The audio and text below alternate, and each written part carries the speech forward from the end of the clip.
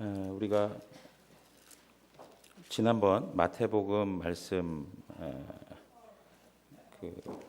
살폈던 내용이 예수님께서 예루살렘에 입성하시는 그런 장면들이었습니다. 예루살렘에 입성하실 때 많은 사람들이 예수님을 칭송하며 합창하면서 예수님을 반겼습니다. 그러나 그들이 의도하고 그들이 생각하는 것처럼 되지 않는 현실을 보면서 그들의 합창은 예수님을 십자가에 못 박으시오라고 하는 것으로 바뀌게 되었습니다. 우리가 원하는 것, 우리가 바라는 것을 하나님이 주시면 찬송하고 감사하고, 우리가 원하지 않는 것, 우리가 달가워하지 아니하는 그런 것들이 생겨나면 오히려 하나님 앞에 또 원망하고 불평하는 그러한 모습들, 우리의 합창이 때로는 하나님을 찬송하는 것이 나타날 때가 있는가 하면 때로는 하나님 앞에 원망하는 것으로 나타날 때가 있는데, 그 기준이 뭐냐 하니까 항상 우리가 가지고 있는 상황이 어떠하느냐에 따라서 바뀌어지는 것입니다.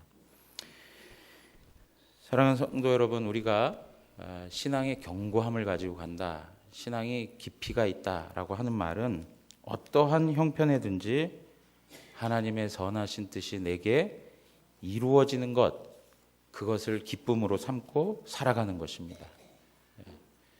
상황이 아니라 언제든지 하나님 앞에 하나님의 선하신 뜻을 따라 살아가는 그러한 삶의 내용들이 하나님 앞에 감사요 찬송이 되는 것, 이것이 바로 깊은 신앙의 내용들을 가진 성도들의 모습입니다. 여러분, 오늘 본문 말씀은 이제 예루살렘 성전에 들어가서 행하신 예수님의 그런 일들을 우리에게 설명해 주고 있습니다. 여러분, 예수님께서는 마태복음 16장 이후부터 예루살렘을 향하여 이렇게 다가가시죠. 예루살렘이 왜 중요하냐면 예루살렘에는 하나님의 성전이 있습니다.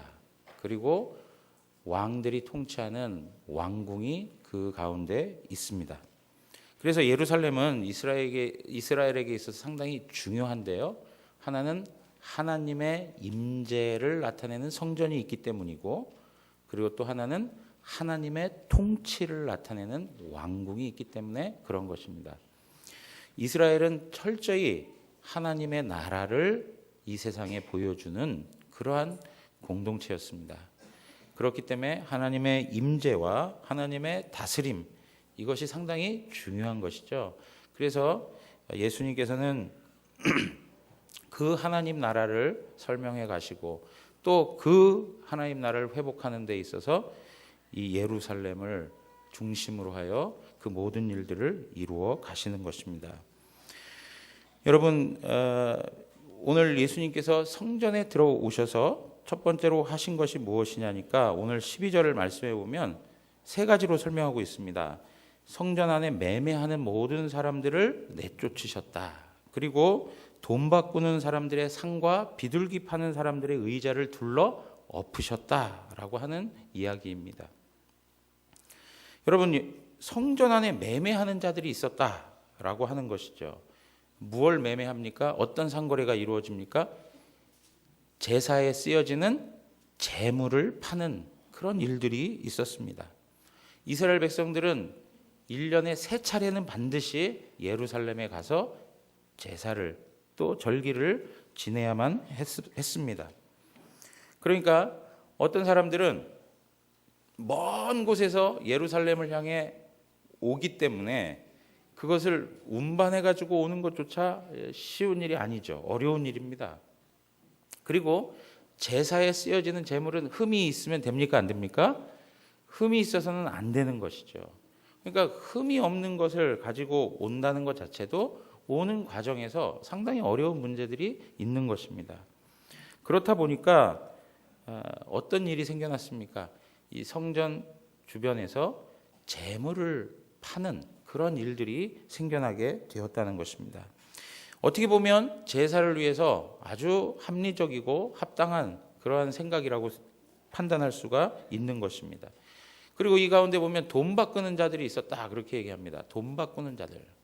돈 바꾸는 일들이 왜 필요한 것입니까? 그 당시에는 로마의 통치를 받고 있었기 때문에 로마의 화폐를 사용하였습니다.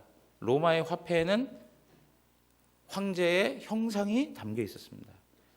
그러니까 그러한 그 화폐를 성전세로 드릴 수가 없는 것이죠. 구약에서 명했던 대로 성전세는 세겔로 드려야 되는 것이죠. 그래서 그 로마의 화폐를 세겔로 바꾸는 일이 필요했던 것입니다. 이 일 역시 제사를 드리고 그들이 절기를 지키고 하는 데 있어서 반드시 필요한 일들 중에 하나였습니다. 비둘기를 파는 일들도 마찬가지입니다. 가난한 자들을 위해서 하나님께서 비둘기와 같은 것들을 사용하여 제사하도록 하셨습니다. 아무튼 이러한 모든 것들이 다 필요하고 합리적인 일들이었는데 이 일들이 결국엔 예수님의 평가가 어떤 것으로 설명되어지느냐 보니까 오늘 성전을 강도의 소굴로 만들었다라고 하는 것입니다. 왜 강도의 소굴로 바뀌게 되었느냐 이거죠. 이렇게 합리적이고 합당한 일들이 왜 강도의 소굴로 변하게 되었느냐라고 하는 것입니다. 이게 왜 그러냐면 이 상거래 속에 부당한 이익을 취하는 일들이 많았습니다. 폭리를 취하는 그러한 일들이 많았다는 것입니다. 여러분 항상 돈과 연결되면 무엇이 나타납니까? 타락의 현상들이 나타나는 것을 보게 되죠. 그러니까 제사를 잘 드리도록 돕기 위해서 존재하는 게 아니라 어떻게 하는 거예요? 폭리를 취하기 위해서 목적이 이제는 제사를 잘 드리기 위한 것이 아니라 돈을 취하기 위한 것으로 전락하고 나니까 이 모든 것들이 하나의 타락 그리고 부패 현상들로 자리 잡아 가는 것이었습니다. 이러한 성전 안에서의 이러한 일들은 단연 누구하고 연결이 되겠습니까? 대제사장과 제사장들과의 관계가 생겨나는 것입니다. 여러분, 대제사장은 원래 어떤 사람들이 할 수 있습니까? 대제사장은 아론의 후손이 할 수 있는 것입니다. 그런데 그 당시 로마의 지배 아래에 있어서는 아론의 후손들이 아니라 이제는 로마의 정부에서 임명하는 자들이 제사장이 될 수 있는 그런 상황이 되었습니다. 그래서 많은 사람들이 성직을 매매하는 그런 일들이 생겨났습니다. 돈을 가지고 그 직분을 사는 그러한 아주 어처구니 없는 일들이 생겨나게 되었다는 것입니다. 여러분 보십시오. 성직을 얻기 위해서 돈을 쓰면 쓴 만큼의 돈을 어떻게 해야 됩니까? 다시 걷어들여야 되는 것입니다. 뽑아내야 되는 것이죠. 그 일을 하기 위해서 어떤 일을 합니까? 바로 이 재물을 파는 일들을 하는 것입니다. 그런데 그 당시에도 어떤 분의 말에 의하면 그 당시에 안나스 그다음에 가야바라고 하는 대제사장이 있었는데 안나스 가문이 운영하는 뭐 다 같은 친족입니다. 다 같은 일가족입니다. 그 가족이 운영하는 직영 상점이 있었다는 거죠.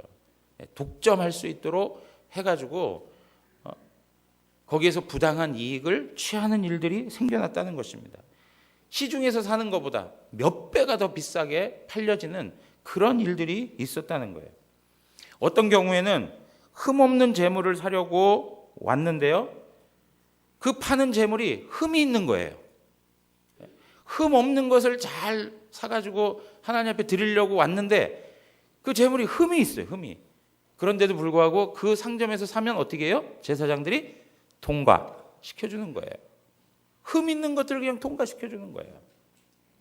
어떤 경우에는 정말 흠 없는 것을 집에서 잘 준비해가지고 가져왔어요. 가져왔는데 그 상점에서 사지 않았다는 걸 트집 잡고 꼬투리를 잡아가지고 안 된다. 자격이 없는 것이다. 해가지고 거부하는 거예요. 그럼 당장에 제사를 드려야 되니까 어떻게 합니까? 거기에 있는 상점에 가가지고 또 그걸 사야 되는 거예요. 이러한 관행들이 악한 관행들이 그 당시 제사와 관련해서 이렇게 나타나게 되었다는 것입니다. 돈을 바꾸는 것도 마찬가지예요. 환전해주면 되는데 그 이상의 이익을 취하는 그런 일들이 상당히 많이 생겨나게 되었다는 것입니다. 그러니까 종교 지도자들이 그냥 탐욕에 사로잡혀서 완전히 타락한 현실을 우리에게 그대로 보여주고 있는 거예요.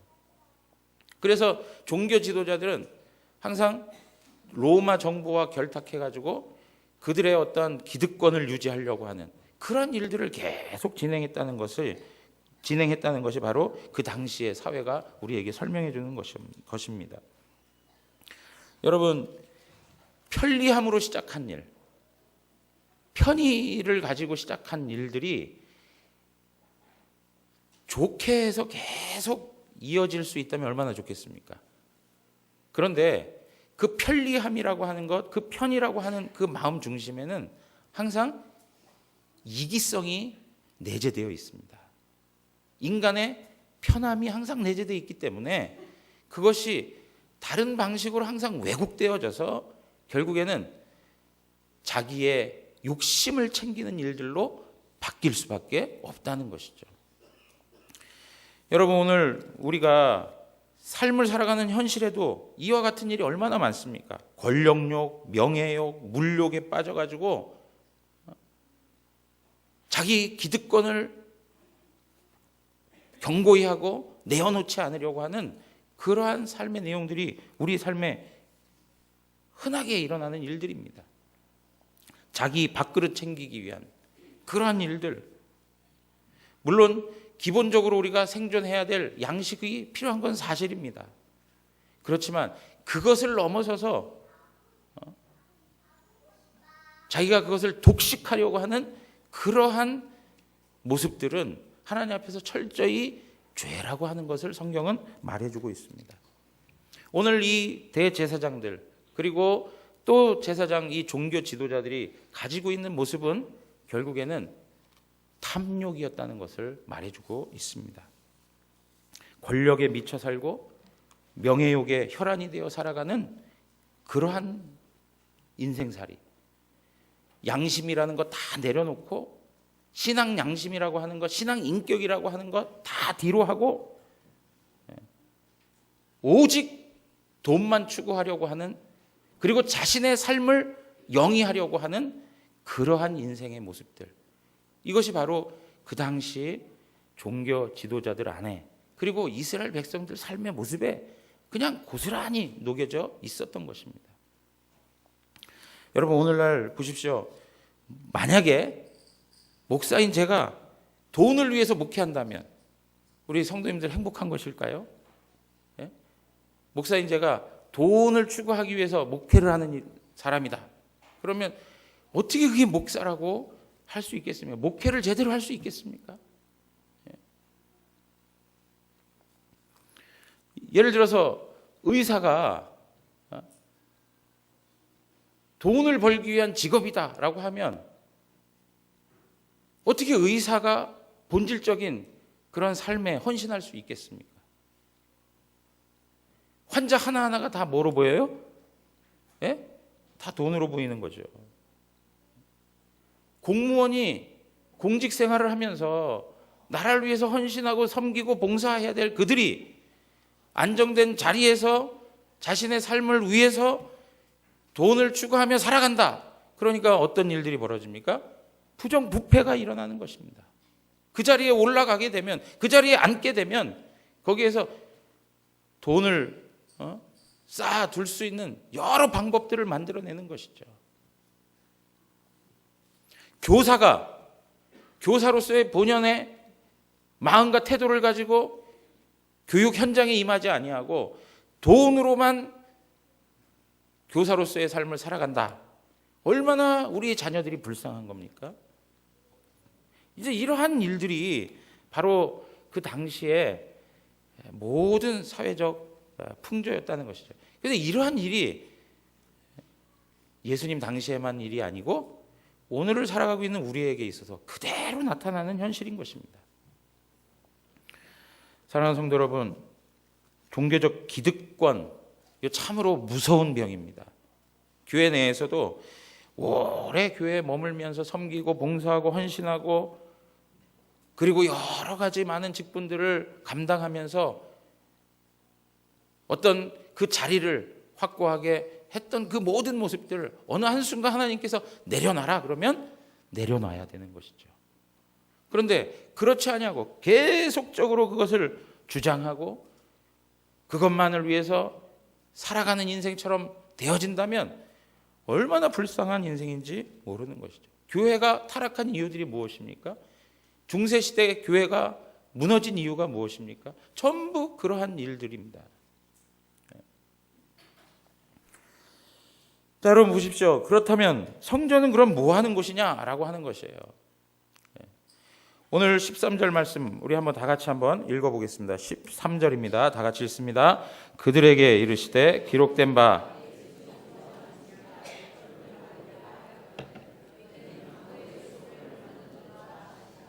네, 이렇게 강도의 소굴이 되어버렸는데요. 정말 주님의 집은 어떤 곳이냐? 내 집은 어떤 곳이라고요? 기도하는 집이라 그렇게 얘기해요. 기도하는 집이라. 여러분 내 집은 기도하는 집이라 일컬음을 받으리라 하는 이 말씀이 어디에 나와 있는 말씀이냐면 이사야 56장 6절에서 7절에 있는 말씀이에요.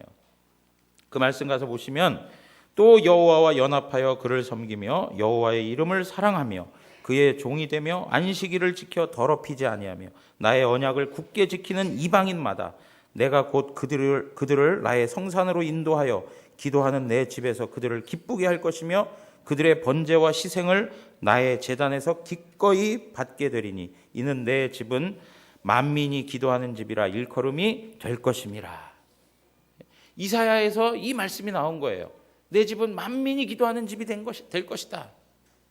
그런데 그 만민이라고 할 때 누구들이 포함되어 있습니까? 이방인이 포함되어 있다는 거예요. 하나님 입장에서는 모든 사람들을 위해서 이 성전이 존재하고 있다는 걸 말씀해 주고 있는 것이죠. 그러나 유대인들의 관점에서 보면 어떻습니까? 이 성전은 오직 유대인들만을 위한 성전이라고 생각하고 살았지만 하나님께서는 어떻게 해요? 이 성전은 결국엔 만민을 구원하고 만민에게 은혜를 베풀기 위해서 존재하고 있다는 거예요. 자격 없는 자, 그 가운데 은혜를 베푸는 그곳이 바로 성전이다라고 이야기하고 있습니다. 여러분 이러한 내용들이 솔로몬이 성전을 짓고 나서 하나님 앞에 기도할 때 거기에 더 분명하게 나타나고 있는데요. 열왕기상 8장으로 한번 가서 보시면 열왕기상 8장으로 한번 가서 펴 보십시오.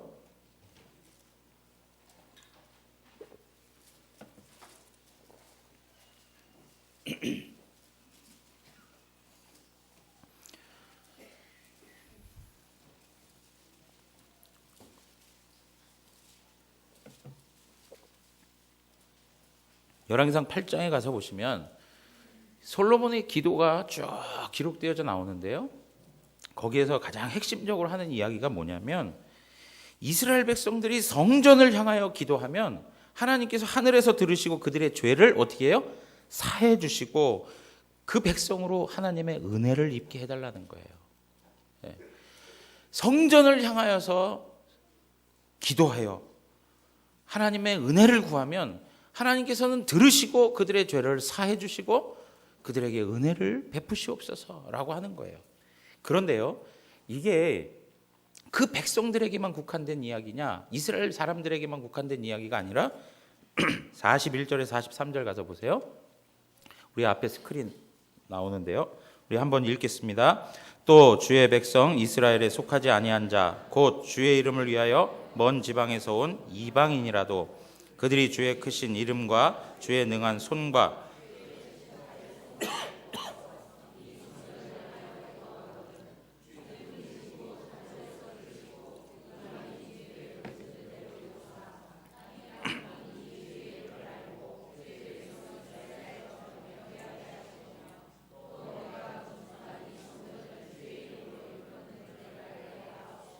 아멘. 여러분 여기 보십시오. 먼 지방에서 온 이방인이라도 주의 크신 이름과 주의 능한 손과 주의 펴신 팔의 소문을 듣고 와서 이 성전을 향하여 어떻게 해요? 기도하면, 이 성전을 향하여 기도하면 하나님께서는 하늘에서 들으시고 이방인이 주께 부르짖는 대로 이루어 주시옵소서라고 하는 거예요. 이것이 바로 솔로몬이 성전을 건축하고 나서 하나님 앞에 기도했던 내용 가운데 한 내용으로 자리 잡고 있는 것이죠. 그러니까 성전을 통해서는 자격 없고 정말 우리가 우리의 힘으로 만들어낼 수 없는 하나님의 은혜를 누릴 수 있는 그런 방편이라는 거예요. 인간들이 만들어낼 수 없는 거예요. 자격 없는 자가 어떻게 그것을 받아 누릴 수 있습니까? 이방인들이 어떻게 그 은혜를 받아 누릴 수 있겠어요? 그러나 이 성전을 통하여서 하나님께서 하나님의 백성들, 그리고 하나님의 백성뿐만 아니라 정말 자격 없고 연약하고 그리고 은혜 받을 대상이 아니라고 하는 그러한 존재들에게까지 하나님께서는 은혜를 내리시겠다라고 얘기하는 것입니다. 사랑하는 성도 여러분, 이러한 내용을 바로 예수님께서 그 현장에서 보여주십니다. 오늘 말씀 가서 보시면요, 14절 가서 한번 보세요. 14절 한번 다 같이 읽겠습니다. 맹인과 저는 자들이 성전에서 예수께 나오매 고쳐 주시니. 맹인과 저는 자들이 성전에서 예수께 나왔다. 성전이 뭐 하는 곳이냐? 맹인들, 저는 자들, 온전하지 못한 자들, 자격 없는 자들, 죄인들, 이런 모든 이들에게 하나님께서 은혜 베푸시는 곳이다. 성전으로 말씀하고 있는 것이죠. 그런데 여러분 보세요. 그 당시에 지금 장사꾼들이 있고 한 그 자리가 어떤 자리냐면 많은 학자들의 견해가 공통되게 이방인의 뜰이었다 그렇게 이야기해요. 예루살렘 성전에는 몇 가지의 뜰이 있습니다. 여인의 뜰들이 있고 남자들의 뜰이 있고 한데 이방인의 뜰이 있었다는 거예요. 거기에서 이 장사가 이루어졌다는 것이죠. 이방인의 뜰에서 뭐 하는 겁니까? 먼 지방에서 와가지고 성전을 향하여서 하나님 은혜를 구하기를 원하는 이방인들, 그들이 하나님을 깊이 만날 수 있는 그러한 자리임에도 불구하고 그러한 자리는 없어지고 뭐가 돼버린 거예요? 장사의 현장이 되어, 장사가 이루어지는 그런 시장이 되어버렸다는 거예요. 사랑하는 성도 여러분, 오늘 우리가 정말 하나님 앞에서 먼저 된 자들의 탐욕과 이기심과 세속화가 결국에는 이방인과 같은 이들, 정말 하나님 은혜가 필요해서 간절한 마음으로 하나님 앞에 나오는 이들을 막아버리는 일들이 있다는 거예요. 여러분 보세요. 교회에 어떠한 일들이 생기면 새 가족들이 그 일을 만들어냅니까? 교회 오신 지 한 몇 달 되지 않은 분들이 교회 문제를 일으키는 일은 거의 일어나지 않습니다. 그럼 교회를 어렵게 하고 교회를 고통 가운데 상처 가운데 빠지게 하는 그 일들은 어떤 사람들 안에서 일어납니까? 오래된 사람들 안에서 일어나는 거예요. 그래서 정말 예수 믿고 하나님의 은혜를 누리고 싶어서 교회에 찾아와 가지고 신앙생활 하기 시작하는데 교회 내에 이 기득권, 그리고 탐욕, 자기 교만, 자기 유익, 이익 이런 것들로 인하여서 교회 내에 다툼이 생겨나고 아픔을 경험하게 되면 결국엔 누가 은혜를 못 받는 것입니까? 새로운 영혼들이 하나님의 은혜를 누리지 못하고 그 상한 마음 가지고 실족함을 가지고 그 자리를 떠나게 되는 그러한 일들이 숱하게 벌어지는 거예요. 사랑하는 성도 여러분, 오늘날 우리가 정말 하나님 앞에서 가지고 있는 마음이 새롭게 들어오는 신입 교인들까지라도 넉넉하게 품고 그들에게까지 덕을 세울 수 있는 그런 신앙의 모습들인가?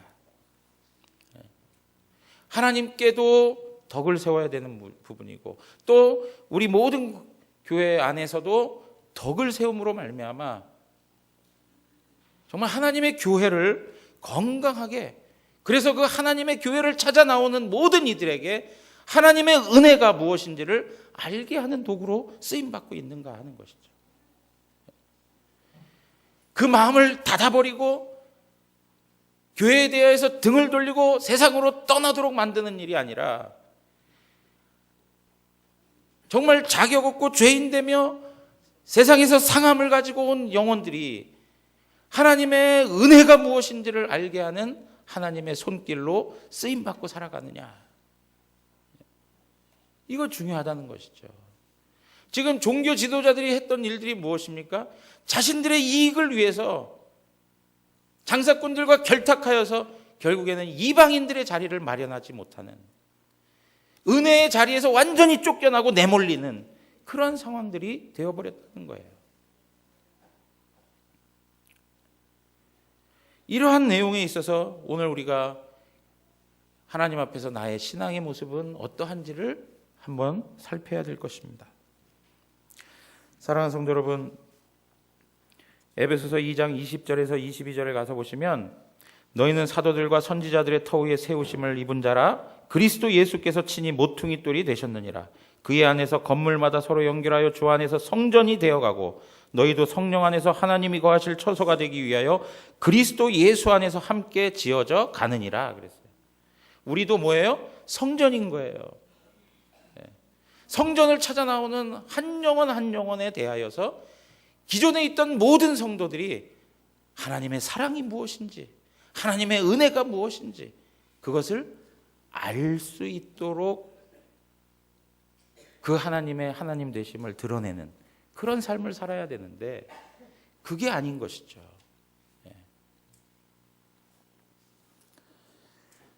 사랑하는 성도 여러분, 우리 대구영안교회는 연약한 자들, 부족한 이들이 치료받고 회복되고 하나님의 앞에서 그 하나님의 은혜가 무엇인지를 아는 그런 복된 교회로 세워지기를 원합니다. 하나님의 은혜가 선포되는 것, 하나님의 영광이 나타나는 것, 그래서 죽은 자들이 살아나고 병든 자들이 치료받고 상한 자들이 회복되는 그런 하나님의 교회로 하나님 앞에 쓰임받기를 원합니다. 여러분, 이러한 예수님의 채찍과 심판은 사실은 과거 역사 속에도 있었음을 성경은 우리에게 설명해 주고 있습니다. 예레미야 시대의 모습을 우리가 한번 살펴볼 텐데요. 예레미야 7장 가서 보시면, 예레미야 7장, 여기 보면 이제 그 강도의 소굴이라고 하는 말이 어디서 나온 거냐면 예레미야 7장에 나온 말씀이에요. 그러니까 예수님 당시의 그 성전의 상황과, 그리고 예레미야 시대의 성전의 상황, 성전이라고 하는 건 그 건물 상황을 두고 말씀드리는 게 아니고 그 백성들의 영적 상태, 지도자들과 그 백성들의 영적 상태를 두고 이야기하는 것입니다.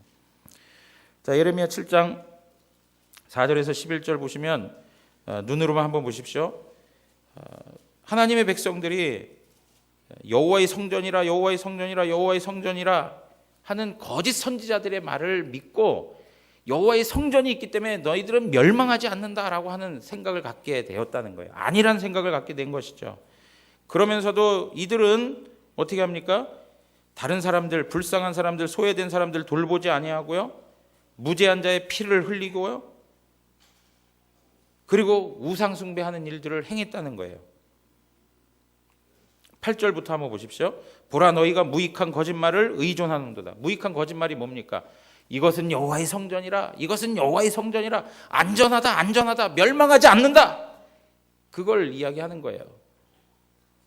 무익한 거짓말, 그것을 의존한다. 그러면서 그 말을 의존하면서 그들이 행하는 일이 어떤 겁니까? 9절 가서 보십시오. 다 같이 읽겠습니다. 너희가 도둑질하며 살인하며 간음하며 거짓 맹세하며 바알에게 분향하며 너희가 알지 못하는 다른 신들을 따르면서 도둑질합니다. 살인합니다. 간음합니다. 거짓 맹세하고 우상 숭배합니다. 탐욕을 가지고 살아갑니다. 이것이 여호와의 성전이라. 이 여호와의 성전이 있으므로 우리는 망하지 않는다. 그러면서 그 성전을 가지고 있는 그 거룩한 하나님의 백성으로서의 삶을 살아내야 되는데 그 삶은 살지 아니하고 그 마음에서는 탐욕과 거짓됨과 교만과 악독이 가득하여서 하나님 앞에서 범죄하는 일들을 이렇게 행하고 있다는 거예요. 그러면서 보십시오. 10절에 더 심각한 문제예요. 10절 다 같이 읽겠습니다. 내 이름으로 일컬음을 받는 이 집에 들어와서 내 앞에 서서 말하기를 우리가 구원을 얻었나이다 하느냐. 이는 이 모든 가증한 일을 행하려 함이로다. 우리가 구원을 얻었나이다. 우리가 구원을 얻었나이다. 얼마나 영적으로 아니란 생각을 갖고 있는 겁니까? 내가 구원받은 자녀라는 거예요.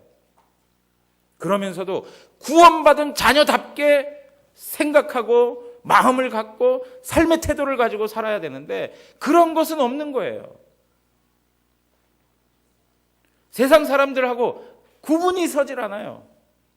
똑같이 거짓말하고 살인하고 간음하고 무죄한 자를 아프게 하고 강포와 횡포를 휘두르고 교만으로 자신들의 목걸이를 삼고 이러한 일들이 계속적으로 나타나는 거예요.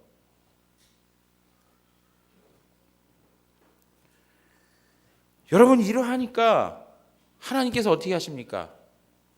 하나님의 성전일지라도 하나님의 이름으로 일컬어지는 그 성전일지라도 하나님께서 어떻게 하셨어요? 완전히 무너뜨려 버리셨어요. 완전히 무너뜨렸어요. 하나님의 심판이 그 가운데 임했던 것입니다. 얼마나 많은 비참함이 그들 가운데 다가왔는지요. 많은 생명을 잃었습니다. 하루아침에 가족이 죽어가는 일들을 경험했습니다. 자신들이 살았던 삶의 토대를 다 잃어버리고 이방 땅으로 끌려가게 되었습니다. 왕이라고 하는 사람들은 한 눈을 뽑힘을 당하고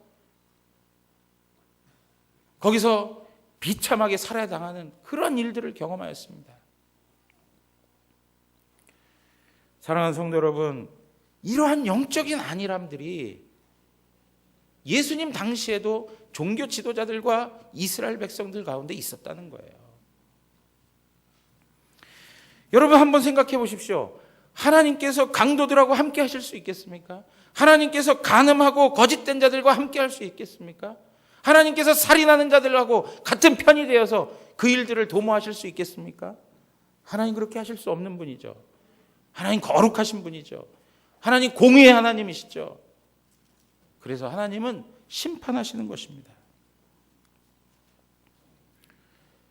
여러분 이러한 말씀이 들려질 때에 그 말씀 앞에 귀를 기울이고 마음을 찢고 하나님 앞에 돌이켜야 되는 거 아닙니까? 근데 돌이키지 않아요. 여러분 보십시오. 15절 가서 한번 보세요. 15절에 다 같이 읽겠습니다. 대제사장들과 서기관들이 마태복음 21장 15절 이 방송실 집중해 주시면 좋겠습니다. 자, 다 같이 읽겠습니다. 대제사장들과 서기관들이 예수께서 하시는 이상한 일과 또 성전에서 소리질러 호산나 다윗의 자손이여 하는 어린이들을 보고 노하여. 여러분 보십시오.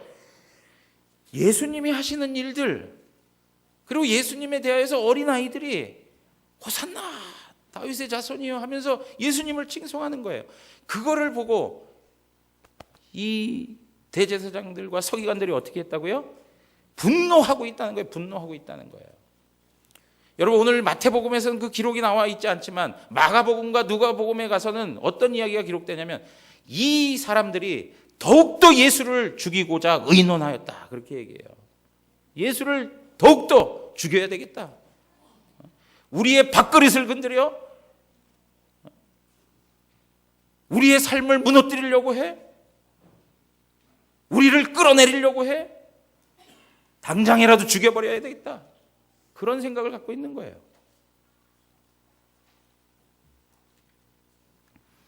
그런데 하나님께서, 예수님께서 뭐라고 그러십니까? 이 어린아이들이 찬송하는 것, 그러면서 시편 8편 2절의 말씀을 인용하는 것이죠. 우리 시편 8편 2절 우리 성경 보겠습니다. 앞에 다 같이 읽겠습니다. 주의 대적으로 말미암아 어린 아이들과 젖먹이들의 입으로 권능을 세우시며 이는 원수들과 잠잠하게 하려 하심이니이다. 여러분, 여기 시편 8편은 여호와 우리 주여 주의 이름이 어찌 그리 아름다운지 여러분 다 아시죠? 하나님의 주권과 권세와 권능을 노래하는 시예요. 그런데 주의 대적자들이 있어서 그거를 인정하지 않는 거예요. 하나님의 권세 많으심과 하나님의 주권을 노래하지 않아요. 주님을 향하여 대적하는 이들이 있다는 거예요. 그래서 하나님께서 어떻게 하신다고요? 어린아이들과 젖먹이들의 입을 통해서라도 하나님이 찬송을 받으신다 그래요. 여러분 한번 보십시오. 대제사장과 서기관들의 영적 상태가 어떠하냐? 이 어린아이들보다도 못한 거예요.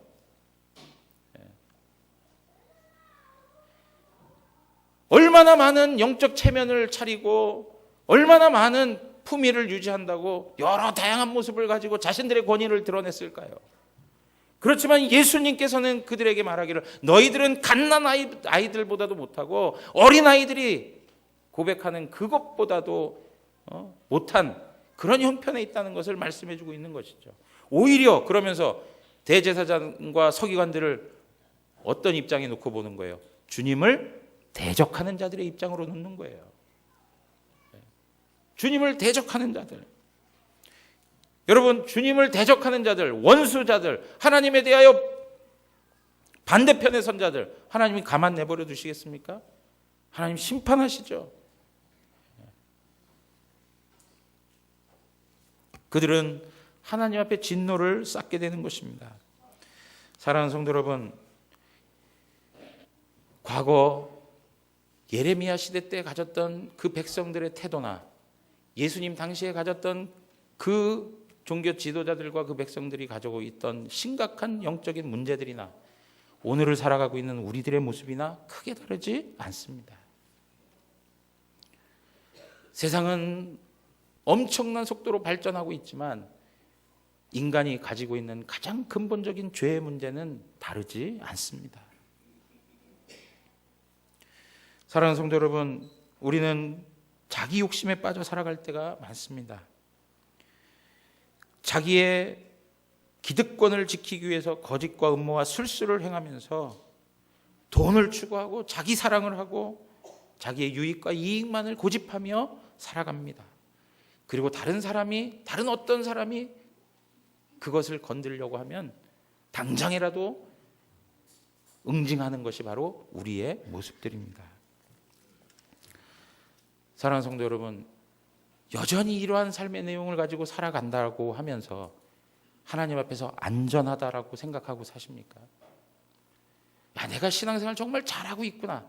내가 정말 하나님 앞에서 복받을 인생으로 살아가고 있구나. 이러한 생각들을 가지고 살아가십니까? 여러분, 우리 이러한 죄의 모습을 가지고 그냥 내버려 둘 수가 없어서 우리 예수님께서 오신 것입니다. 여러분, 성경에 보면 요한복음 2장으로 한번 가서 보세요. 요한복음 2장 19절에서 21절 말씀인데요.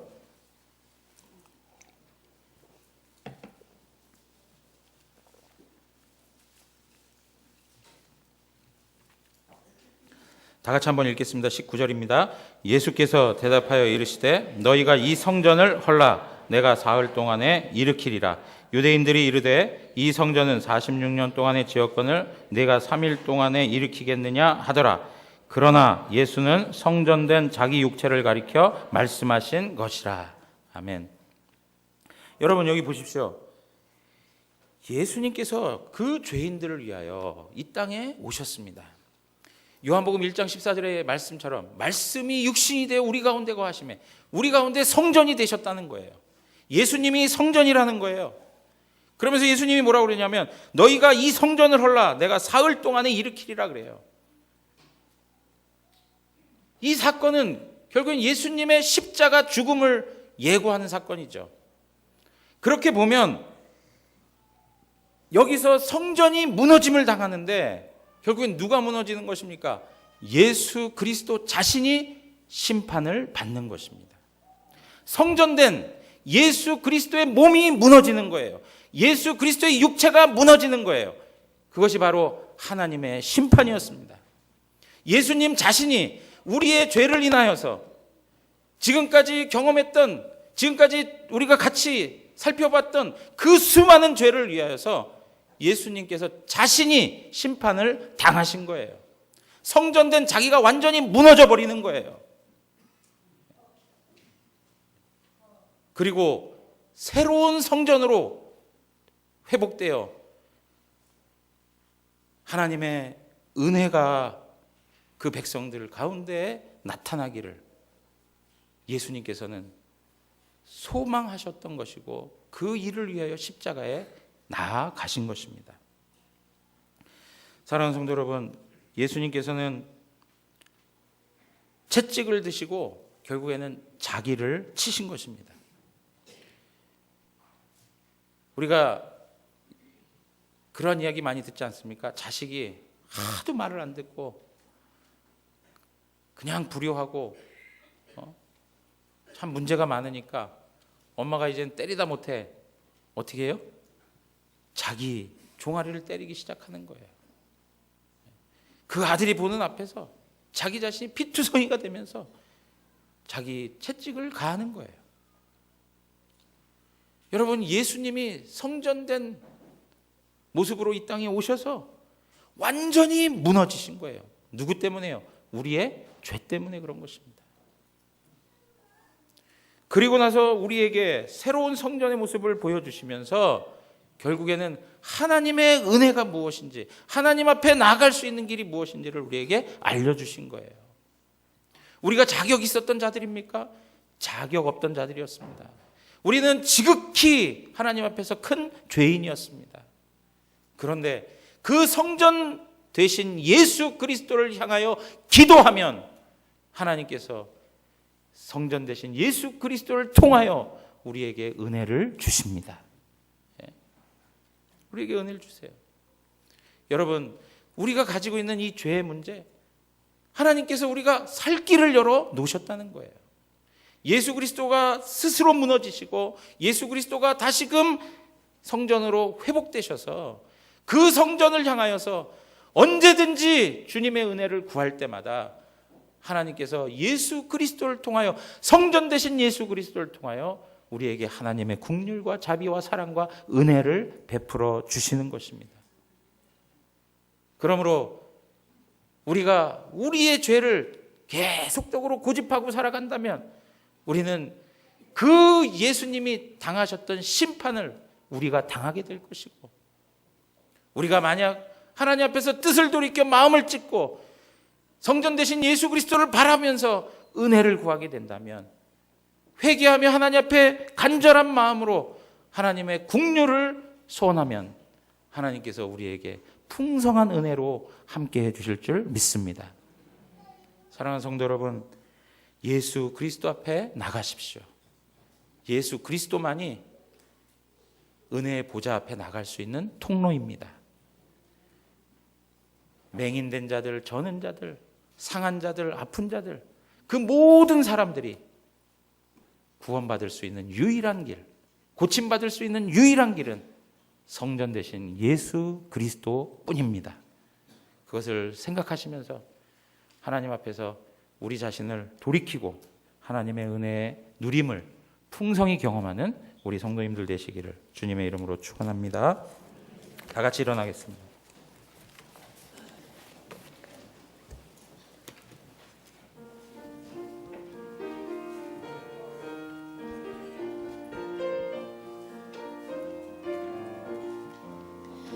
샘물과 같은 혈은 주님의 피로다.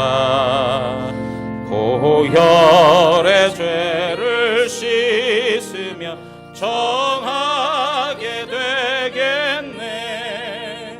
정하게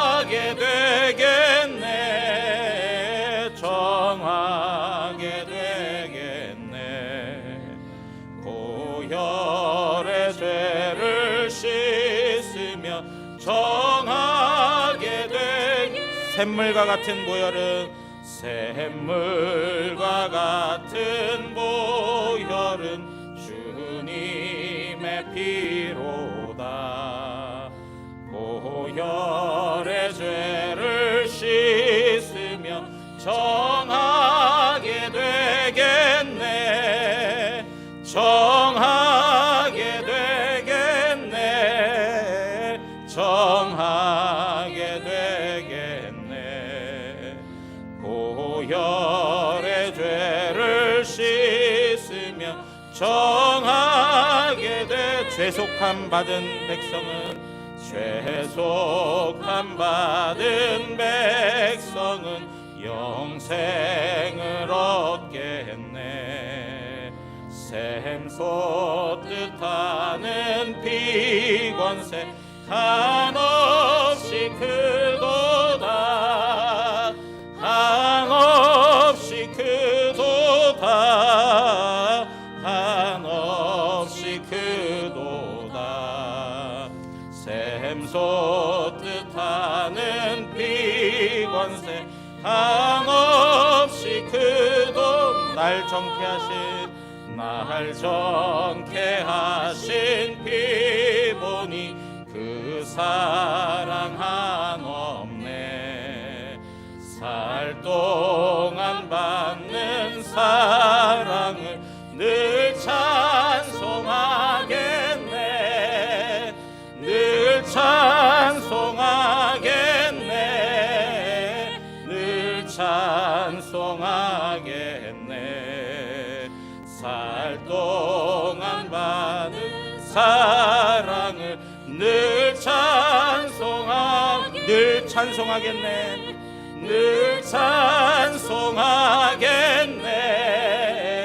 늘 찬송하겠네. 살 동안 받는 사랑을 늘 찬송하겠네. 우리 시간에 함께 기도하겠습니다. 기도하실 때 오늘 들려주신 말씀을 다시 한번 기억하면서 우리 마음 가운데 있는 죄가 무엇인지를 하나님 깨닫게 하시옵소서. 그리고 하나님 앞에 전적으로 회개하며 나갈 때, 성전 대신 예수 그리스도를 바라보며 나갈 때 하나님이 주시는 풍성한 은혜의 누림을 경험케 해주시옵소서. 나의 죄를 사하여 주시고 하나님께서 허락하시는 그 은혜의 삶을 누릴 수 있도록 하나님 역사해 주시옵소서. 주님의 십자가의 능력이 우리의 삶에 나타나게 해주시옵소서. 우리 시간 다 같이 하나님 앞에 기도하며 간구하겠습니다. 살아계신 하나님 아버지, 하나님의 이름을 찬양합니다. 하나님 아버지, 오늘도 주신 은혜를 기억합니다. 하나님 아버지, 오늘도 십자가의 은혜를 바라봅니다. 하나님 아버지여, 성전 되신 예수님, 아버지여, 우리를 위하여 죽으시고 아버지여, 우리를 위하여 완전히 무너지셨습니다. 하나님 아버지여, 그 십자가의 은혜 앞에 하나님 아버지여, 우리가 서기를 원합니다. 하나님 아버지여, 우리의 죄악을 인하여서 아버지여, 그 심판을 당하신 주님, 하나님의 은혜와 사랑 앞에 감사와 찬송과 영광을 돌려드립니다.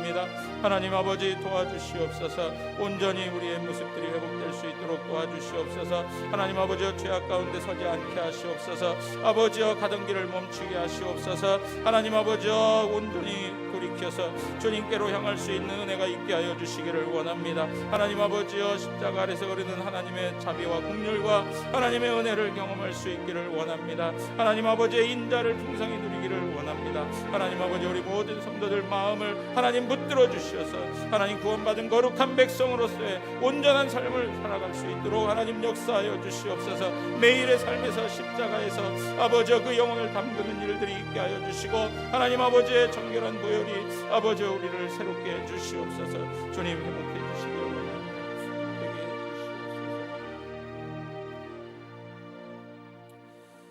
지금은 우리 주 예수 그리스도의 은혜와 하나님 아버지의 크신 사랑과 성령 하나님의 함께 하심과 말씀으로 인도하심이 오늘도 하나님 앞에서 우리의 죄악을 내려놓고 우리의 유익과 우리의 고집과 우리만을 위한 이기심들을 다 십자가에 못 박고 그리스도 안에서 새롭게 변화되어 하나님 나라의 백성으로 은혜의 풍성함을 누리기를 소원하는 우리 모든 성도님들 머리 위에, 그 삶의 터전 위에 이제로부터 영원토록 함께 있을지어다. 아멘.